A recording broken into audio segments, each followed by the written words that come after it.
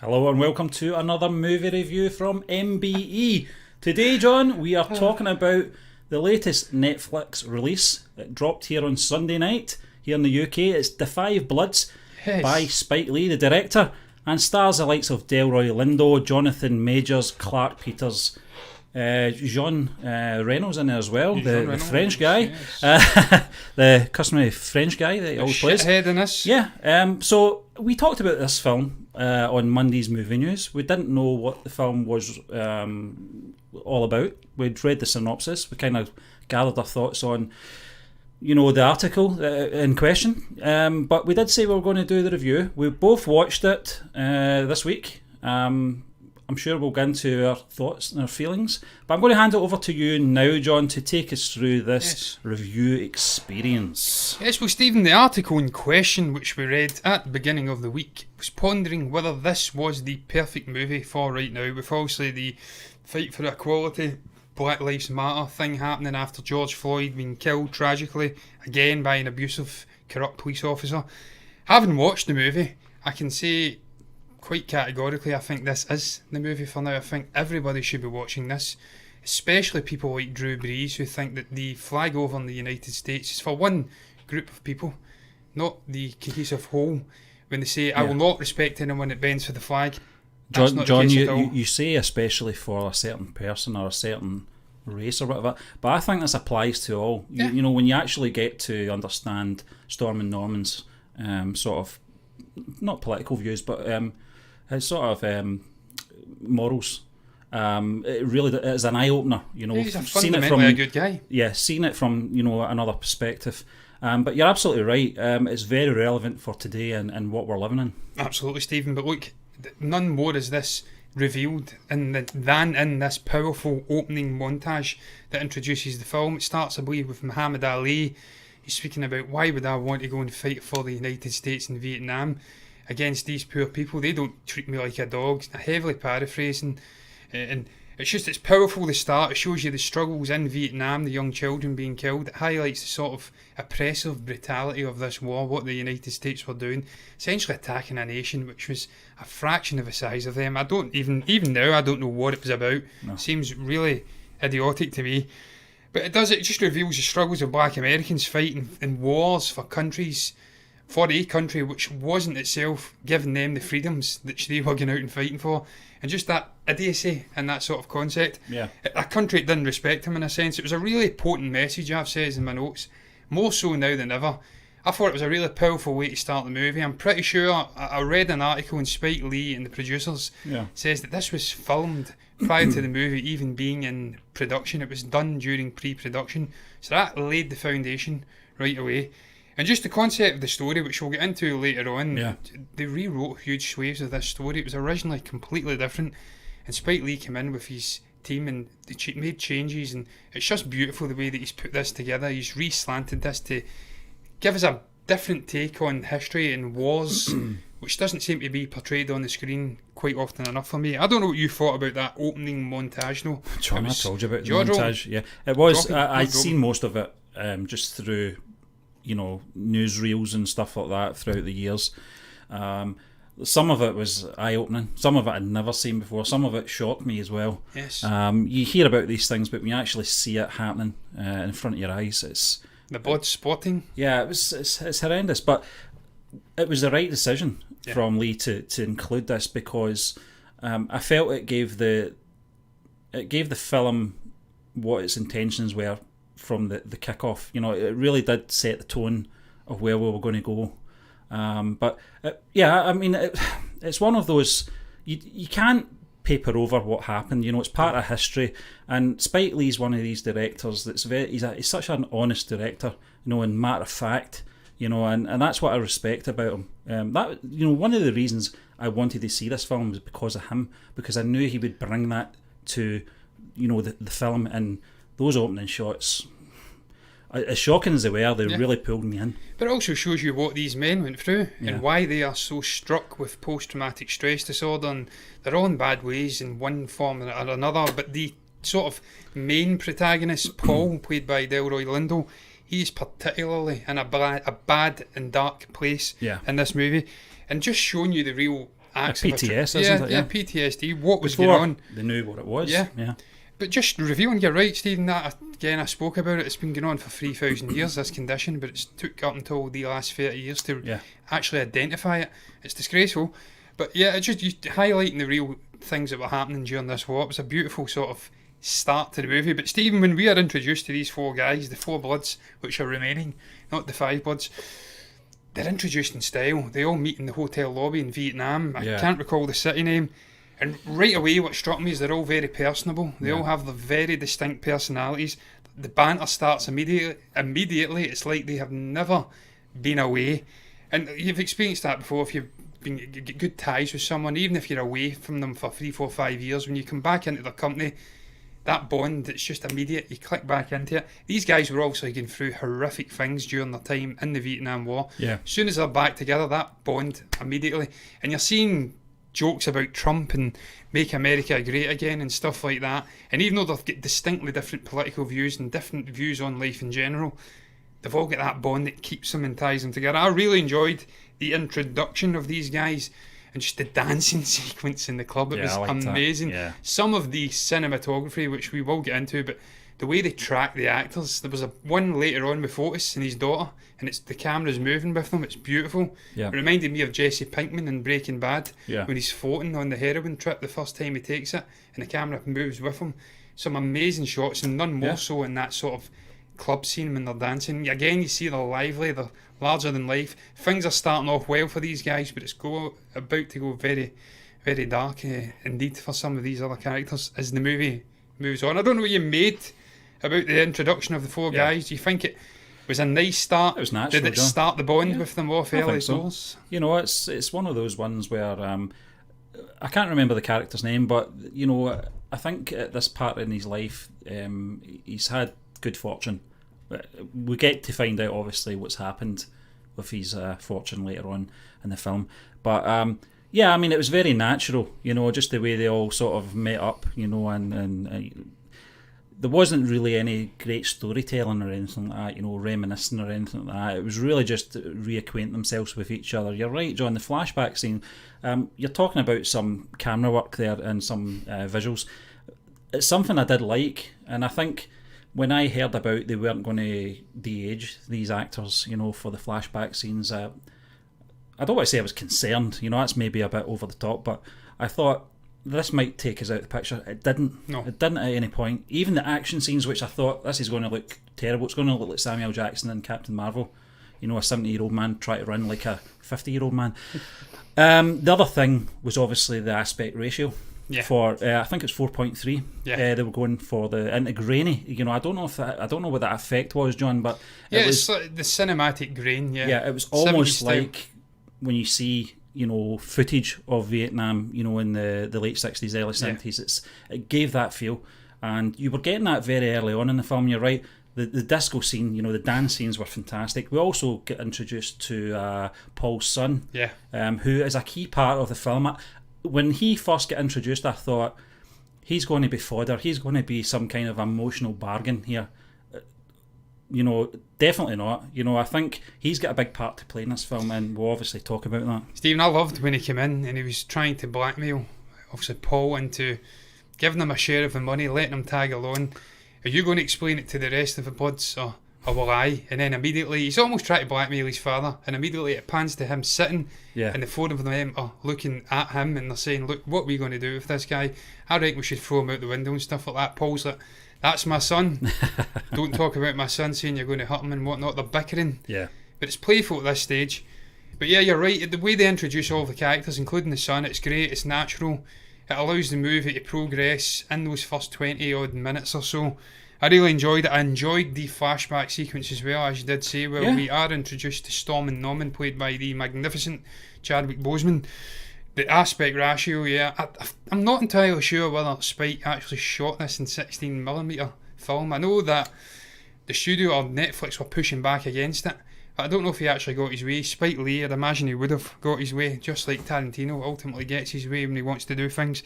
Just to get that sort of old school vibe with the flashback sequences, but he captured it beautifully.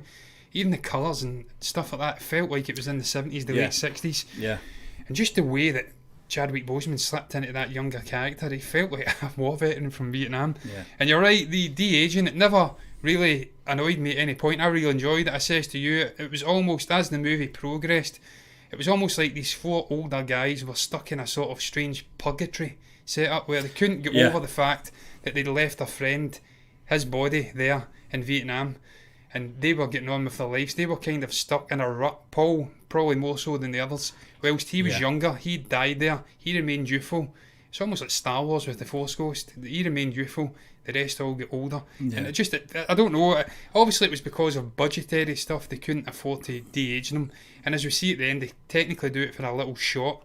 But I enjoyed the use of the old guys. I thought it was great. Yeah, I thought it was great, John. You know, we talked about, this was prior to us watching the film, when they talked about that we're going to use the older characters, the older actors to do the flashback scenes. I said something silly, you know, just naturally assuming that this isn't going to be, it's not going to have a lot of action in this film.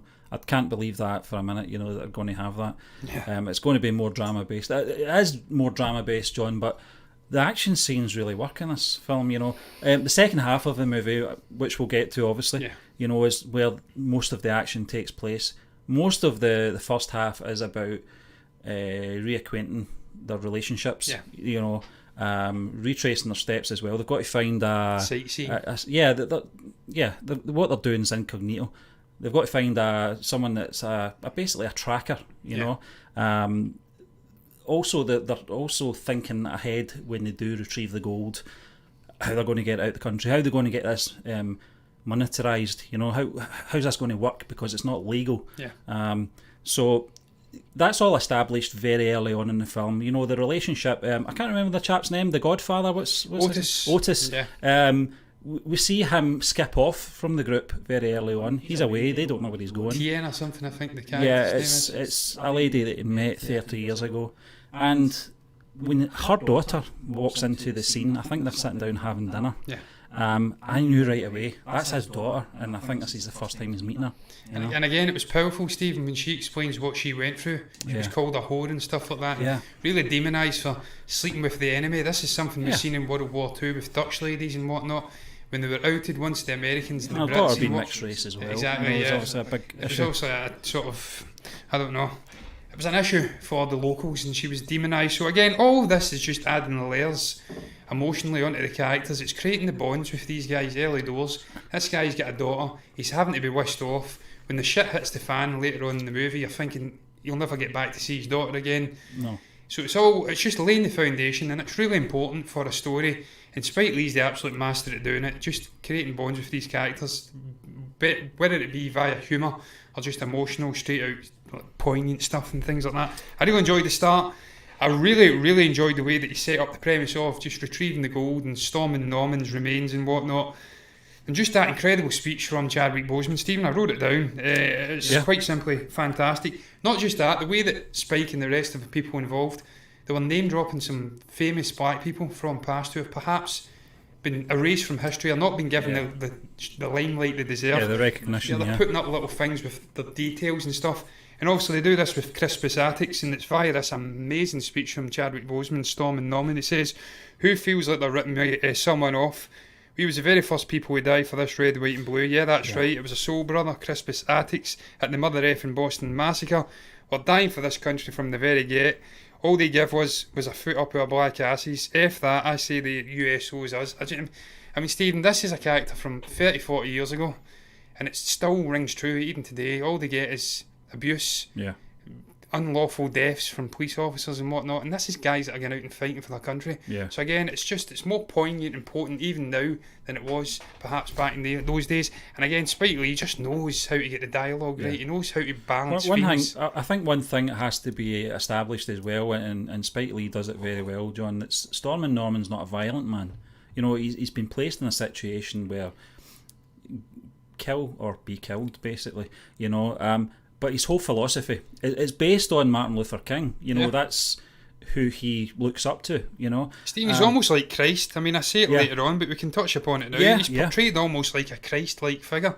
And even Spike Lee and the rest of the people in an article I read says the way he's shot, there's always light shining down upon him as if he's this sort of holy figure. He's a man of peace and love. and he's been put into this sort of war situation with the rest of these brothers people he sees as brothers. And you're right, he's almost continuing the work of Martin Luther King. He's preaching sort of peace and whatnot, whilst I think it has to be these bunch of guys, John, because they are very disjointed at times. They've got different opinions on things. Well, we established that early on, obviously, with Paul character's hat. We know where he's coming from, but that's important. You don't want the four of them, obviously in the present day, to all have the same political view, the same viewpoint. These guys have lived their lives. They've made up their own minds on what they believe and what they don't believe. But there's something about Norman who bonds them all together. He keeps them grounded. He keeps them united. And I think that obviously he doesn't make it back because there is only four of them in the present day. I think once he's away, that's when their relationship and their team, the united front between these four guys slowly dissolved away over the years. But he's like the glue that bonds them together, and once he's gone, they kind of all go off. And it's just the way of life when these guys are fighting wars. They come back to civilian life, and things are never the same. They kind of break lose up that old band of mine. Yes, absolutely, Stephen. But look, you mentioned Paul. I mean, there's two distinct arcs in this movie. You've got the sort of superficial arc of them going to retrieve the gold. And their old friend and bring him back for his sisters.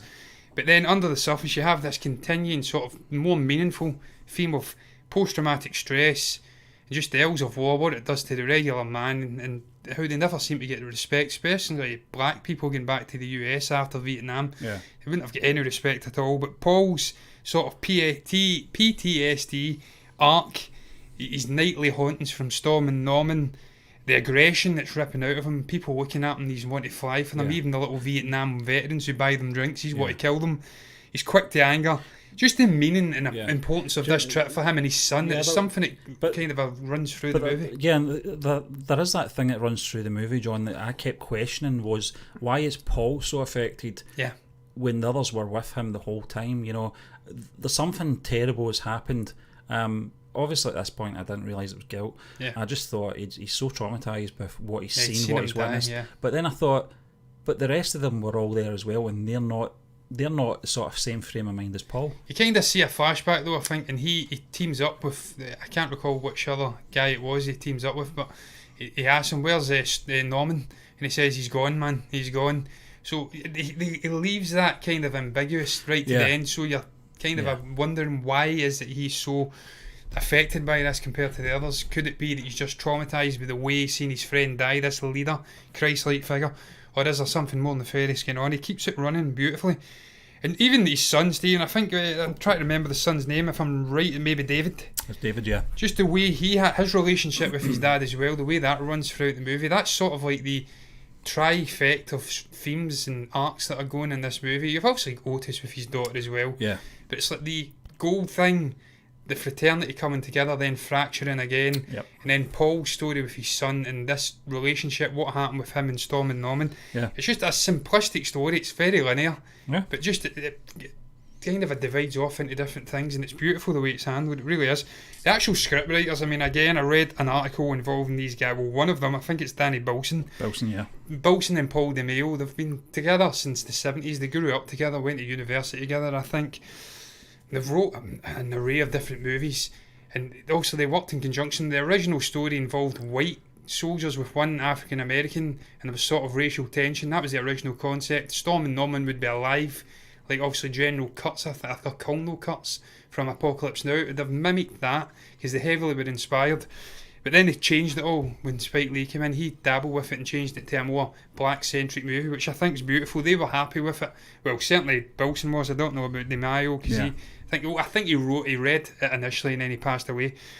But I really did enjoy the story. I thought it was beautifully handled. It was nuanced. And Stephen, performance of Delroy Lindo. I mean, we have to speak about it. We can't speak about Paul and not speak about the actor's performance. The clear standout performance. Before we go perhaps into other performances in this movie, Delroy Lindo, a lot of people perhaps suggesting this man should be nominated for an Oscar for obviously Best Actor. I think that he absolutely should be nominated for an Oscar for Best Actor. It's the clear standout performance I've seen this year. I thought he was sublime. Just the whole post-traumatic stress thing, the guilt. He's playing all different the emotions. versions of this Paul guy. Yeah, which is he's off the rails at the end, and he's breaking the fourth wall and whatnot. It's a tough thing, John, because you mentioned that his relationship with his son is very strained. It's an on-off relationship. One minute he's awarding his son gold, and then the next he's disowning him. And you just know he's got a lot of baggage, this character. Yeah. And that's through the performance of Lindo. The first film I saw him in, John, was I think it was maybe about 20 years ago, Romeo Must Die, the Jet Li film, where he played, I think, one of the gang's sort of father figures in it, and it was a standout performance in that. Yeah. But he's a terrific actor. I don't know if we're actually going to get into performances later on or anything like that. Probably right after this, Steve. Yeah, but just I just think he's the standout performance for me anyway. I think the story is more focused on him and his journey, and obviously his redemption as well. Absolutely. And Stephen, he worked with Spike Lee numerous times before as well. Spike Lee's been gushing about the man getting his sort of recognition finally. I think he actually played his father, and I think it was Crooklyn. He played Spike Lee's father in the movie. He worked with him in Clockers. I can't recall the other one, but he's worked with him time and time again, and it feels...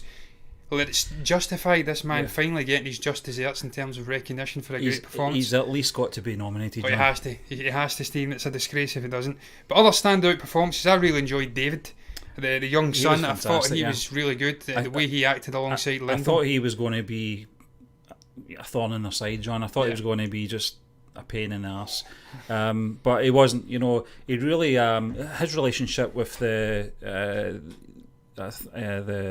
French, Hedy, it was interesting. Obviously there's a bit of conflict when he was having to follow his father's orders and tying them up and stuff like that. But I liked him. He was a likeable guy as well. He was very much similar to Otis in a way. He very sensible head on him. And just wants to try and save his dad. Yeah, he wants to save his dad, but he doesn't know how to. That's the thing, It's very hard to get into the sort of head of Paul. He's stubborn, to say the least.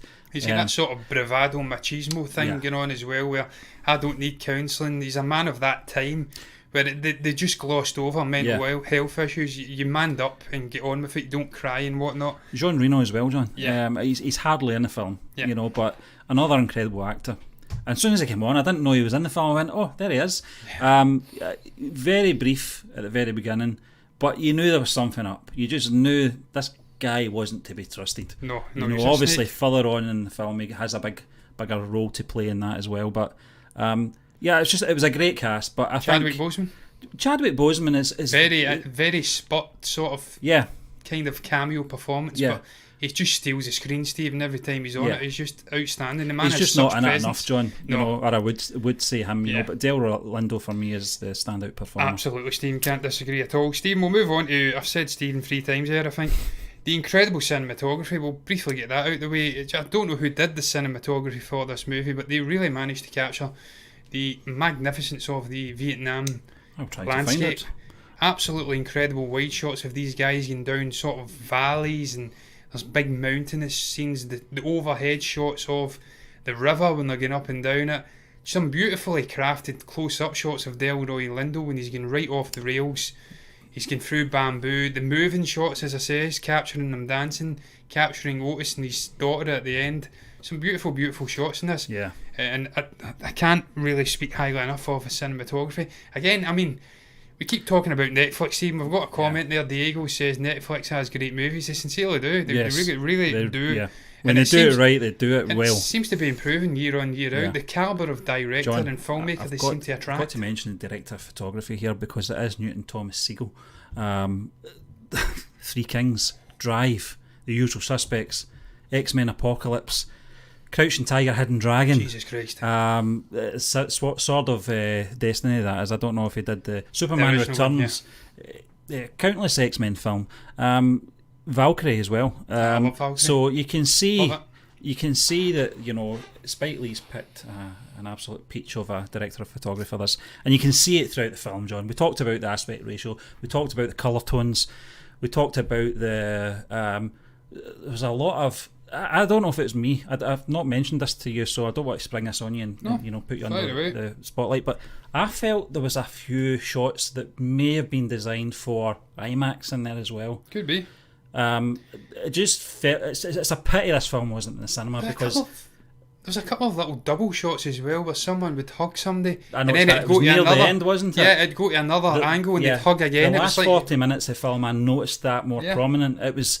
I thought at first, that's terrible editing, but it kept doing it, and I think what Spike Lee's tried to do there is capture the moment.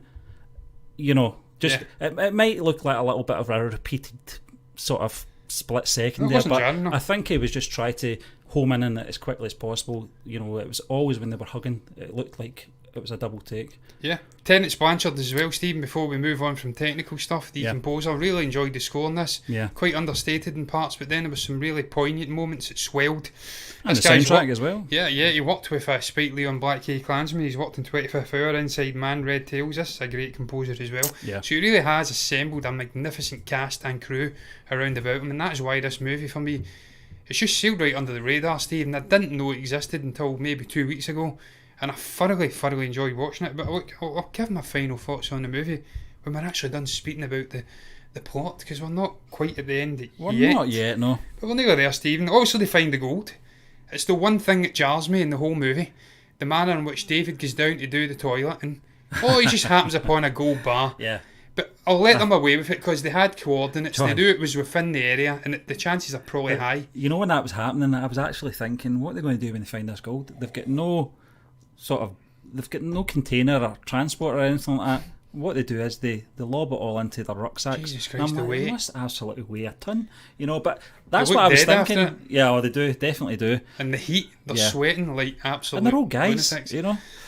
Stephen, I'd be sweating like that as well. That was another thing, Storm and Norman, when they recover his body, I was wondering, how are they getting this skeletal remains out of here and back to the US? It's never... But also they get back to the area and recover them coordinates, John, but that crossed my mind as well. I sometimes overanalyse these sort of scenarios and stuff like that. I really shouldn't, but just talking about, obviously, finding the body, and it was such a... powerful moment. It was sad. It was really sad, it was an emotional moment, certainly for Paul. He was right in there, and the rest of them, tears. Even David, tears in his eyes as well. That's how much it affected them. Stephen, did you recognise something in this movie though? Because it's quite powerful when you've maybe picked up on it. You probably did, and then when you watch this scene, they're always doing the sort of fist pump. They all go in and put the fists in.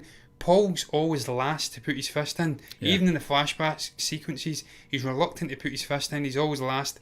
When they discover the body and he comes to terms with finally being reunited with his old friend, his leader, he's the first one to put it in, and then his son puts it in and he puts his other hand in. It's almost like he's stepping in for Storm and Norman with the first fist bump, because he always put it in first and then he goes in last again. I just thought that was beautiful.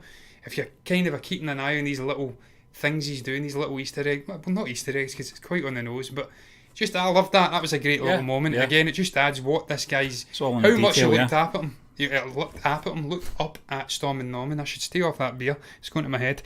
I thought that was a stunning scene as well, Stephen. So poignant and emotional. And that is the importance of building a great bond with the characters at the start of the movie, because you follow them on the journey and you experience what they're experiencing, the hurt, the happiness, all the emotions. And then when they find their old friend, it's a tragic scene. But look, after that, obviously they go through the minefield. There's some explosive action in here. Poor old Eddie reveals that he's bankrupt. He's not as rich as he thought he was. He brought all of these guys over on a credit card. Then he gets blown to smithereens. It's not his day. It's not his day at all. Stephen, I seen it coming.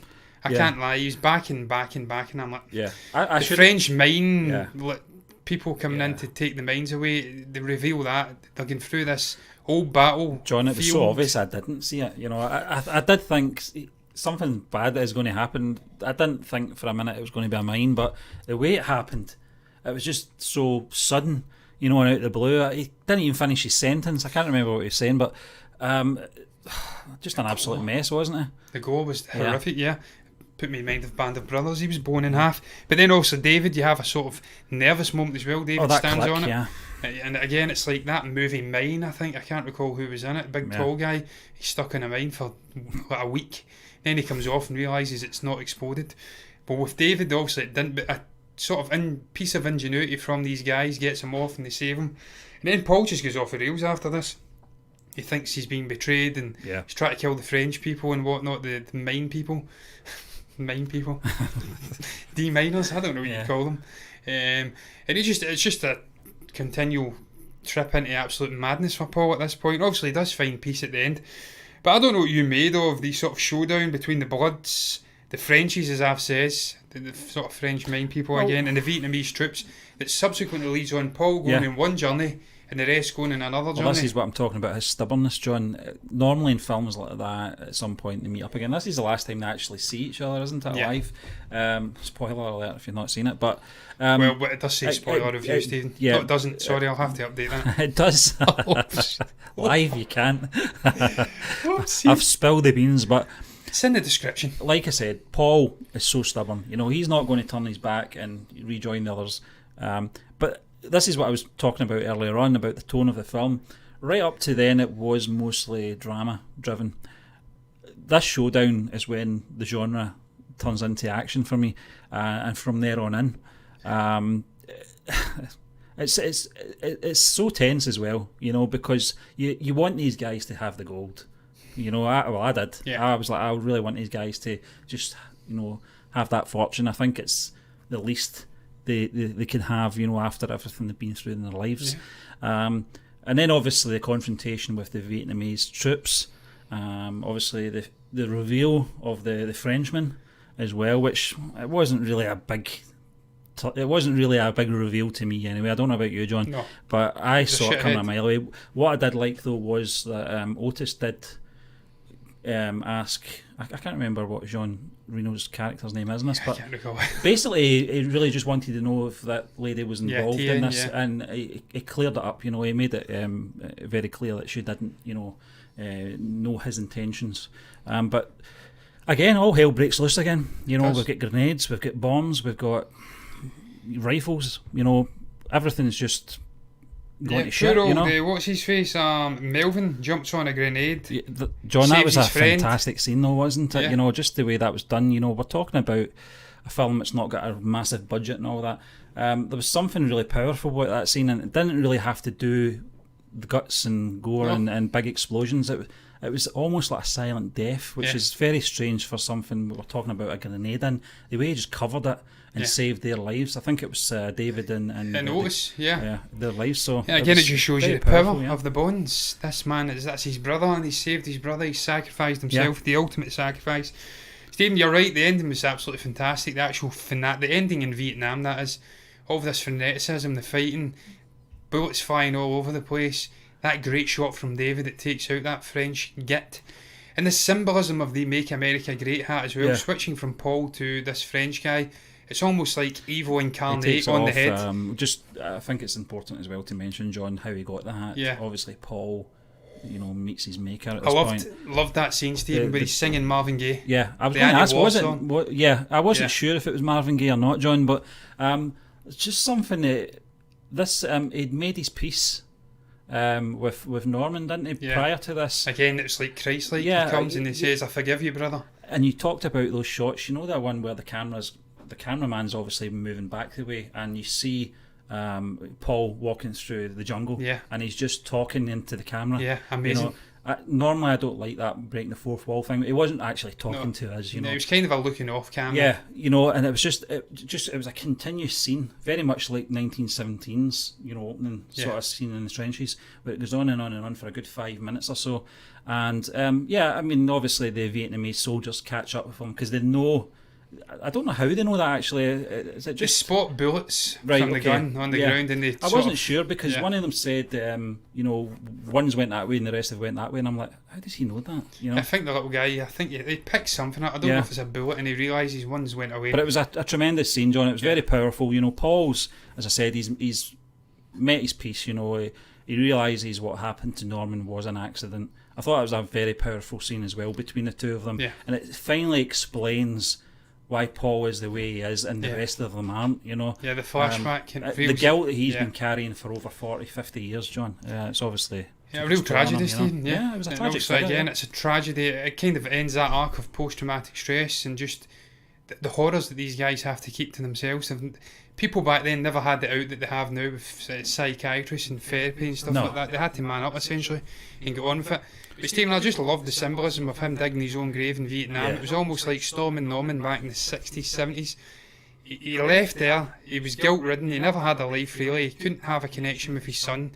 He then goes back to find some redemption, finds it, and then he ends there. He was never leaving Vietnam. No. He was gone. It wasn't about the gold for him, essentially, The John. fact he wrote the note to his son, he knew he was never coming back. That was it. He was going back to find his friend, and that was it. It was over. The note was After important as well, John. Yeah, it really was, because For the that end of the sets film. up the sort of finale before the montage at the end. Yeah, the narrative, yeah. You see what happens to the money, they donate it all.